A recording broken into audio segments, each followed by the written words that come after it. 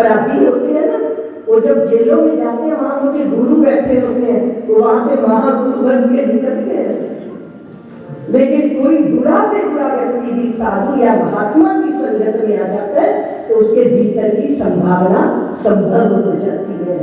इसीलिए सत्संग का प्रभाव है जी, बहुत बड़ा संत की सनिधि का प्रभाव है, बहुत बड़ा। और आपको पता है जब ये सभी पांडव घर से निकले, क्योंकि ये तो पता ही नहीं था कि जुए में हार जाएंगे, जुए में हारे, अकस्मात ये घटना घटी, अकस्मात सब कुछ छोड़कर जाना पड़ा। सोचिए पहला दिन पहली रात क्या दशा रही होगी पांडवों की। आंसू बह रहे थे, सिर पकड़ रहे थे, नकुल सहदेव, श्रीहीन हो गया था मुख, सब कुछ लुट गया था, श्रीहीन ऐश्वर्य वो तो गया ही, और जो द्रौपदी का अपमान हुआ वो अंदर जल रहा था। और प्रजा साथ जा रही थी। प्रजा धर्मराज ने हाथ जोड़ के कहा कि वापिस लौट जाओ, हम अपने भोजन की व्यवस्था नहीं कर सकते, आपको कैसे संभालेंगे। रो रो के हाथ जोड़कर प्रजा को वापिस किया, लेकिन कुछ भूदेव, कुछ ब्राह्मण और कुछ साधु साथ उन्होंने कहा धर्मराज हमें अपने साथ रहने दो। तो उन्होंने कहा हम भिक्षा के अन्न से पलेंगे, हम आपकी सेवा कैसे करेंगे। तो ब्राह्मणों ने कहा हम भी मांग के खा लेंगे, पर आपको हम सत्संग का अवसर देंगे, हम आपको धर्म की इतिहास की कथाएं सुनाएंगे, आपके चित्त को शांति मिलेगी। और पहली रात तालाब के तट पर पांडव के द्रौपदी सहित सारी रात ब्राह्मणों ने सत्संग किया। सबसे बड़ा दुख का मूल है राग। राग से कामना पैदा होती है, कामना से लालसा पैदा होती है, शांत सिद्धि की चित्त में पापिष्ट वृत्ति जागती है। उसके इतने कथानक सुना के पांडवों के चित्त को शांति मिली।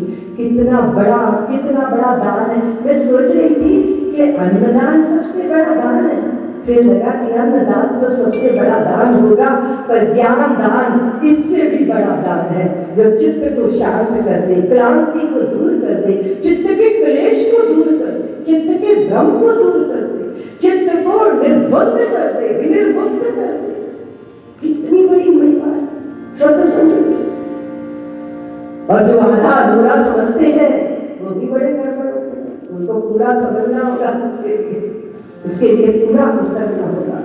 इसलिए बहुत सुंदर तरीके से रामचरितमानस में संत असंत की जो है वंदना की है, सभी देवताओं की वंदना की है बाबा ने, और हनुमंत लाल की वंदना की है, गणपति वाणी विनायक की वंदना की है, राम जी से पहले सीता जी की वंदना की है। और ये बड़ी भ्रांति है कि माया फंसाती है, माया फंसाती नहीं है, माया कल्याण भी करती है, सर्व श्रेयस करती कहा है, सर्व श्रेय करने वाली भगवान की माया, भगवती जानकी, नारायण की लक्ष्मी, ब्रह्मा की ब्रह्मानी, शिवा की शिवानी, ये महामाया है दुर्गा भगवती। अनुकूल हो जाए तो वृत्ति ब्रह्मा अनुकूल हो जाती है, ब्रह्ममयी वृत्ति हो जाती है। सबकी वंदना की, फिर नाम की महिमा गाई है। एक राम ने जो है एक अहल्या को तारा था, पर राम के नाम ने तो कोटि कोटि जनों का उद्धार कर दिया। वो राम हमारे देश में राम नाम लेके निकले थे हम, पूरे देश को एकात्मता के सूत्र में बांधने के लिए। राम हमारा कर्म, हमारा धर्म, राम हमारी शक्ति, हमारी भक्ति, हमारी गति है। बिना राम के आदर्शों का चरमोत्कर्ष कहाँ है? बिना राम के भारत भर में भारतवर्ष कहाँ है?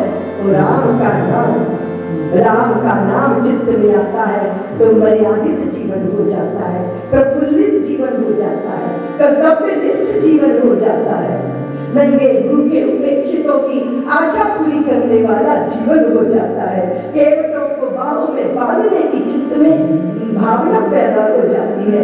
छोटा बड़ा कोई कुछ नहीं होता, समता का भाव सबके प्रति चित्त में आ जाता है। ऐसे राम का नाम, उनकी बड़ी महिमा है, बड़ी महिमा। कहाँ हो आप कहाँ हो प्रभु? ईश्वर हो तो फिर हमसे कैसे नाता जुड़ेगा? तो उन्होंने कहा ईश्वर तो हूँ, पर तुमसे नाता जोड़ने के लिए तुम्हारा राम बनकर आ जाऊंगा। तुम मुझे बाहों में बांध सकोगे, तुम मुझे जूठे बेर खिला सकोगे, तुम मेरी प्रतीक्षा कर सकोगे। मैं तुम्हारी प्रतीक्षा पूर्ण करने के लिए अयोध्या से लेके पंचवटी तक यात्रा करने के लिए विवश रहूंगा। ईश्वर नहीं, मानव बनकर धरती को धन्य करने आऊंगा। ये है मेरे प्रभु श्री राम। सबके हैं, अपने अपने हैं, सबके अपने अपने राम हैं। बहुत सहज है, सिंहासनों पे ही नहीं बैठते, पर्ण पत्थरों पे भी विराजमान हो जाते हैं। सोने के आसनों पे ही नहीं सोते, सातरी में भी सो जाते हैं। भूमि का बिछोना बनाकर, आसमान की चदरिया ओढ़कर और भुजा का तकिया लगा के तुम्हारी जैसे हो जाते हैं। ये अपने राम। हमारे देश के लोगों में कुछ नेताओं में भ्रांति थी, उन्हें लगता था राम कहाँ है, राम तुम्हारे, राम से तो किसने बनाया? राम कौन से इंजीनियर कॉलेज में डिग्री हासिल किए थे बताओ? हमने कहा राम नहीं है नारा, वो विश्वास है, भौतिकता की नहीं दिलों की प्यास है। राम नहीं मोहताज किसी के झंडों का, सन्यासी साधु या संतों पंडों का। राम नहीं मिलते ईंटों में गारों में, राम मिले निर्धन की आंसू धारों में। राम मिले हैं पंचवटी की छाओं में, राम मिले हैं अंगद वाले पाँव में। राम मिले हैं वचन दिखाती आयु को, राम मिले हैं घायल पड़े जटायु को। राम मिलेंगे मर्यादा में जीने में, और राम मिलेंगे हनुमान के सीने। देख तुम्हारे पास दृष्टि होनी चाहिए। राम मिले हैं तटों में वनवासों में, राम मिले हैं केवट के विश्वासों में। राम मिले हैं अनसुईया की मानवता को, राम मिले पत्थर कौशल्या माँ की पावनता को। राम मिले ममता की माँ कौशल्या को, राम मिले हैं पत्थर बनी अहल्या को। राम नहीं मिलते मंदिर के फेरों में, राम मिले शबरी के झूठे फेरों में। जहाँ प्रीत है, जहाँ स्नेह है, जहाँ प्रेम है, जहाँ अनुगामी होने की चाह है, और जहाँ प्रतीक्षा के आंसू है, वहाँ राम है। जहाँ निर्मल हृदय है, वहाँ राम है। जहाँ छल रहित बुद्धि है, वहाँ राम है। जहाँ चित्त में प्रपंच नहीं, सहजता है, राम। कहाँ है राम? आंगन को बुझा लो, साफ तो कर लो, अभी महसूस करो आप ही के भीतर। भारत की देवियां, गांव की देवियां एक गीत गाती हैं, तुम भी गाओगे? हमने आंगन नहीं बुहारा, हमने आंगन नहीं बुहारा, कैसे आएंगे भगवान। हमने आंगन नहीं बुहारा, कैसे आएंगे भगवान, कैसे आएंगे भगवान, कैसे आएंगे भगवान, कैसे आएंगे भगवान।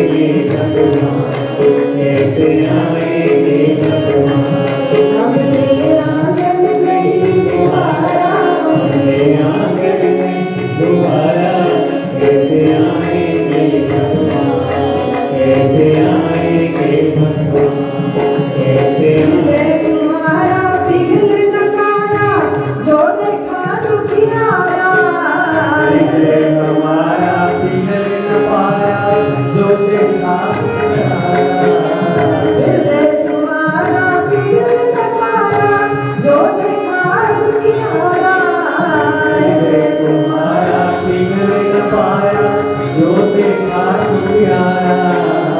किसी पंथ भूले ने हमसे पाया नहीं सहारा, किसी पंथ भूले ने हमसे पाया नहीं सहारा।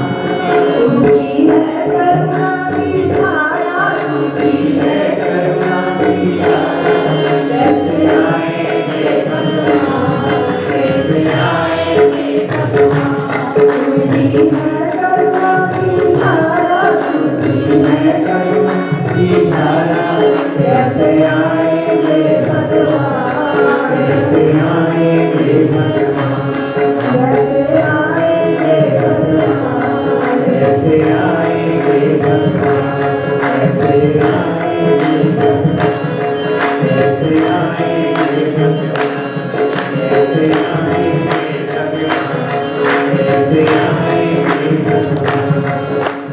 अंदर के पट खोल के देखो, ईश्वर पास मिलेगा। अंतर के पट खोल के देखो, ईश्वर पास मिलेगा। हर प्राणी में ईश्वर का तुमको आभास मिलेगा। हर प्राणी में ईश्वर का तुमको आभास मिलेगा। इस पर हमने नहीं विचारा, इस पर हमने नहीं विचारा। कैसे आएंगे भगवान, कैसे आएंगे भगवान, कैसे आएंगे भगवान, कैसे आएंगे भगवान। अपने आंगन में बुहारा, अपने आंगन में बुहारा, कैसे आएंगे भगवान, कैसे आएंगे भगवान, कैसे आएंगे भगवान, कैसे आएंगे भगवान। निर्मल मनवा तो रघुनायक शबरी के घर जाते। निर्मल मन हो तो रघुनाथ शबरी के घर आते। राम सूर की बाह पकड़कर सागर विदुर घर आते। राम सूर की बाह पकड़कर सागर विदुर घर आते। मन से नहीं पुकारा, सच्चे मन से नहीं पुकारा। कैसे आएंगे भगवान, कैसे आएंगे भगवान, सच्चे मन से नहीं पुकारा, सच्चे मन से नहीं पुकारा। कैसे आएंगे भगवान, कैसे आएंगे भगवान। सूखी है करुणा की धारा, सूखी है करुणा की धारा, कैसे आएंगे भगवान। आंगन चौबारा नंदियारा, आंगन चौबारा नंदियारा। कैसे आएंगे भगवान, कैसे आएंगे भगवान। आंगन नहीं पुकारा, अपने आंगन में बुहारा, कैसे आएंगे भगवान, कैसे आएंगे भगवान, कैसे आएंगे भगवान, कैसे आएंगे भगवान। बोलिए मर्यादा पुरुषोत्तम प्रभु श्री राम की जय। आज तो शिव विवाह करना था, लेकिन अब समय नहीं है, कल करेंगे, ठीक है? तो एक बात कहकर कि आंगन की गंदगी कौन सी है ये समझना चाहिए, है ना? अंतःकरण का आंगन पवित्र, उसकी परिभाषा क्या है? अब भगवान की तो शर्त है कि मैं निर्मल मन के आंगन में आता हूं। भगवान से सवाल करना चाहिए, भाई वो साबुन तो बताओ जिससे मन निर्मल हो। तुम कहते मैं निर्मल मन के आंगन में आता हूं, पर बिना तुम्हारे निर्मलता आएगी कैसे? जनाब ये भी तो बताइए। आप आओगे तभी तो रोशनी होगी। शर्तें मत लगाइए हमसे। अब चित्त जैसा भी है अगर आपको समर्पित हो गया तो फिर आप इसे स्वीकार कर लीजिए, यह है शरणागति। और जो चित्त का विकार है ये मन है। चित्त के विकार की हमारे शास्त्रों में षड ऋतु कहा है। ईर्ष्या द्वेष, अभिनिवेश, राग द्वेष, काम क्रोध, ये 6 ऋतु हैं जो हमारे अंतःकरण में कब्जा किए। और हम निवेदन ये कर रहे थे कि कभी कभी दूषण को भूषण बनाने की कला सीखनी चाहिए। अगर राग हमें करने की आदत है तो राग श्री हरि के चरणों से हो, उनके नेत्रों से हो, उनकी मुखाकृति से हो। और अगर द्वेष भी करना है तो फिर हम अपने दोषों से द्वेष करें, अपने दोषों को का संहार करना सीखना है। भोले बाबा का चिंतन कर लेते हैं थोड़ा सा, दिमाग कल देखिए, ठीक है। अभी अभी श्रावण मास बीता है, भाद्रपद का प्रारंभ हुआ है। श्रावण में हमने भोले बाबा का चिंतन किया और भाद्रपद में हम नारायण का चिंतन करते हैं। जन्माष्टमी में नारायण ही कन्हैया बनकर आए। और अभी अभी मैंने मंदिर में जैसे ही प्रवेश किया तो लाल जी झूले में बहुत सुंदर विराजमान है और झूलने में झूलाने का आनंद सबने लिया है। अब भोले बाबा, शंकर बाबा या नारायण का विचार या पूजन करना और स्वयं अपने को उनसे अलग रखना, ये भी एक विधा है कि आप पूज्य हो, मैं पुजारी हूँ, ठीक है। लेकिन जिसकी हम पूजा करते हैं उसका हम पे प्रभाव होता है।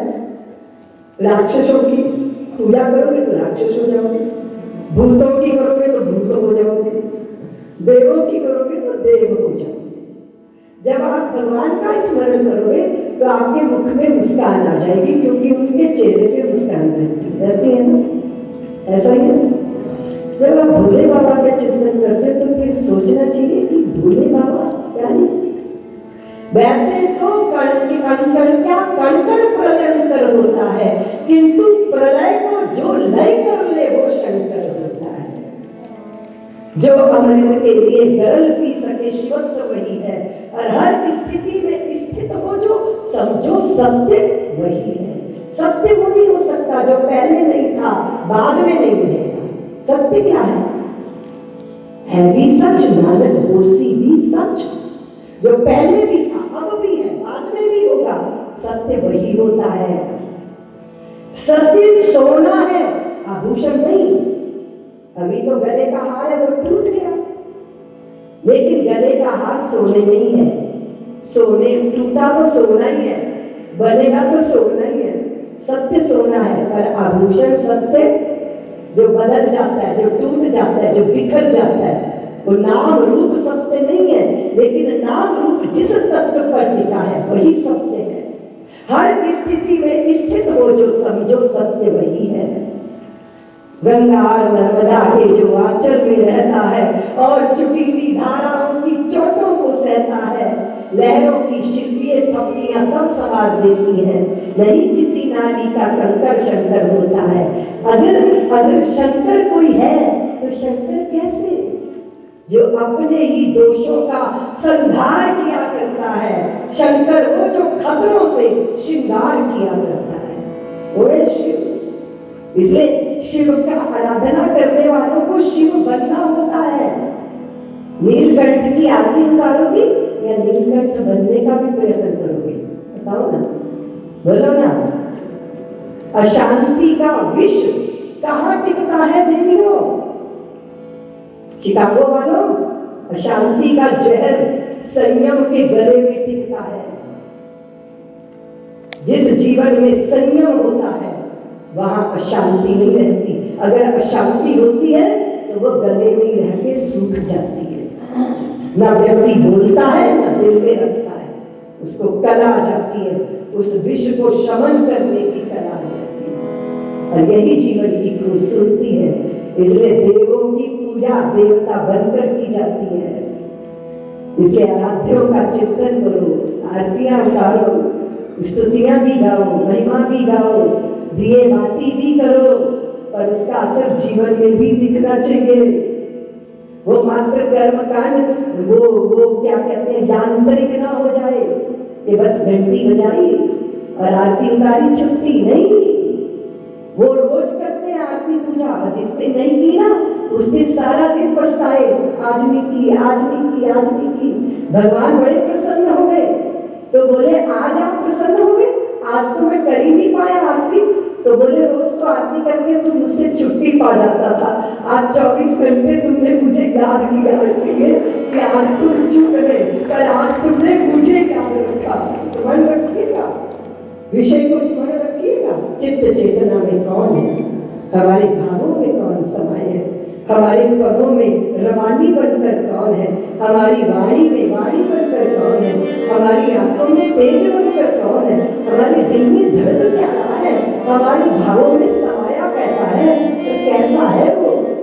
इसलिए इस भाव के साथ जीना है, ये राम कथा है।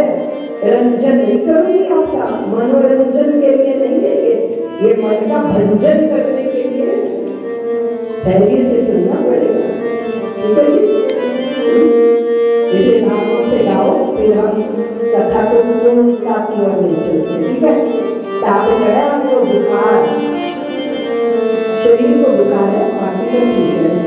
श्रद्धा से राम नाम गाओ, श्रद्धा से राम नाम गाओ, श्रद्धा से राम नाम गाओ, श्रद्धा से राम नाम गाओ, श्रद्धा से राम नाम गाओ, श्रद्धा से राम नाम गाओ, श्रद्धा से राम नाम गाओ, श्रद्धा से राम नाम गाओ। श्री राम जय राम जय जय राम, श्री राम जय राम जय जय राम, श्री राम जय राम जय जय राम, श्री राम जय राम जय जय राम, श्री राम जय राम जय जय राम, श्री राम जय राम जय जय राम, श्री राम जय राम जय जय राम, श्री राम जय राम जय जय राम। जीवन के मंथन में राम नाम जल है, जीवन के मंथन में राम नाम जल है, राम नाम कल्पतरु विचित हर पल है, राम नाम कल्पतरु विचित हर पल है।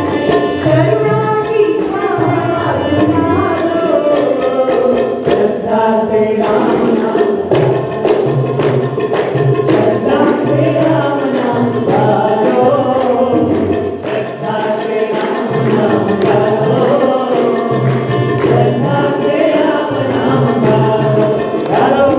श्री राम जय राम जय जय राम, श्री राम जय राम जय जय राम, श्री राम जय राम जय जय राम, श्री राम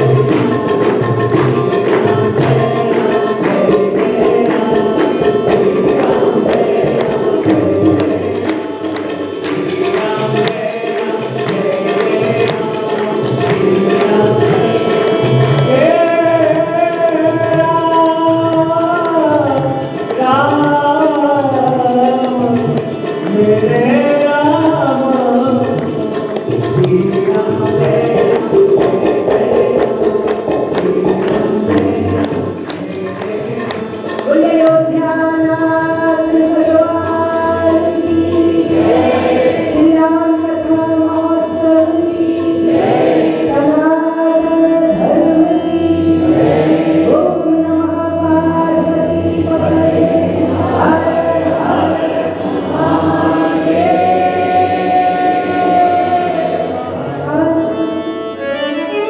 मंदिर की समिति को बहुत बहुत शुभकामनाएं देती हूँ।